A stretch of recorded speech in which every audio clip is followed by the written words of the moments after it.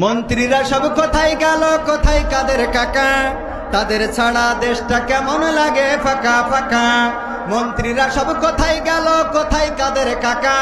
তাদের ছাড়া দেশটা কেমন লাগে ফাঁকা ফাঁকা। পালাবো না, পালাবো না, দরকার হলে ফখরুল সাহেবের বাসায় উঠবো। ঠিক আছে তো? পালাবে না, পালাবে না, যাই না তবু দেখা। তাদের ছাড়া দেশটা কেমন লাগে ফাঁকা ফাঁকা।